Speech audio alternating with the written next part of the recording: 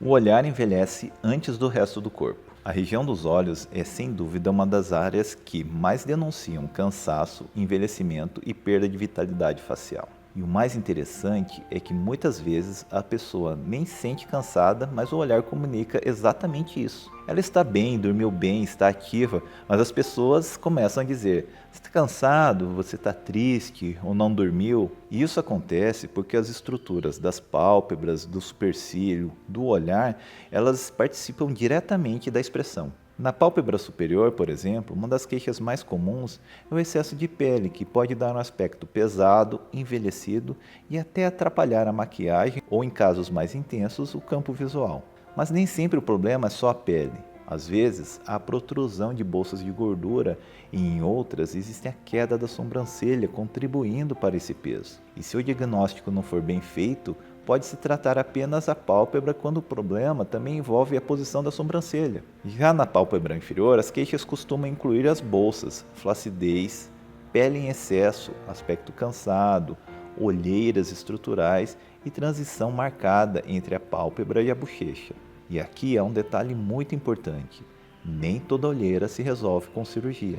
Algumas são por pigmentação, outras por anatomia e outras por combinação de fatores. Por isso, a avaliação precisa ser refinada.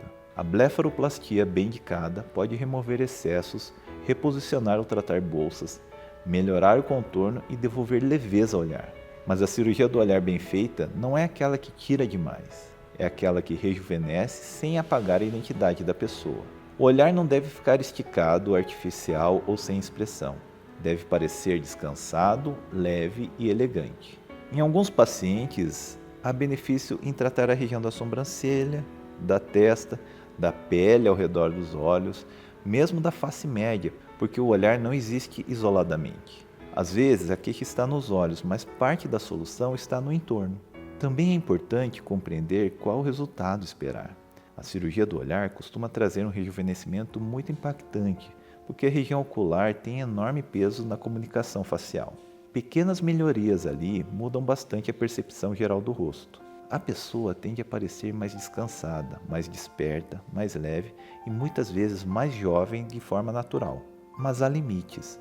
A cirurgia do olhar não muda a personalidade, não transforma completamente a face e não substitui todos os outros aspectos do envelhecimento facial. O bom resultado é aquele que respeita a anatomia e melhora sem exagerar. Outro ponto muito importante é o cuidado técnico. A pálpebra é uma estrutura delicada, funcional e estética ao mesmo tempo.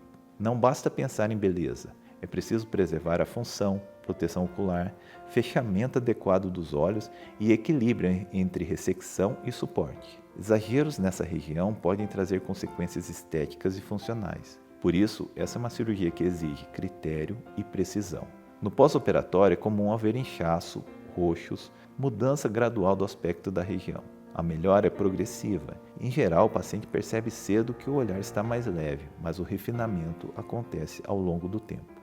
Como em toda cirurgia facial, paciência faz parte do processo. A cirurgia do olhar é interessante porque ela costuma gerar impacto grande com sinais relativamente discretos. Eu gosto de reforçar que rejuvenescer o olhar não significa apagar a história de vida do rosto. Significa retirar excessos, corrigir elementos que pesam desnecessariamente a expressão e devolver uma aparência mais coerente com a energia que a pessoa tem por dentro. Se esse assunto interessa a você, deixe aqui nos comentários a sua maior dúvida sobre a cirurgia das pálpebras: excesso de pele, de bolsas, olheiras ou sobrancelhas. Assim eu posso trazer vídeos específicos sobre cada uma dessas queixas.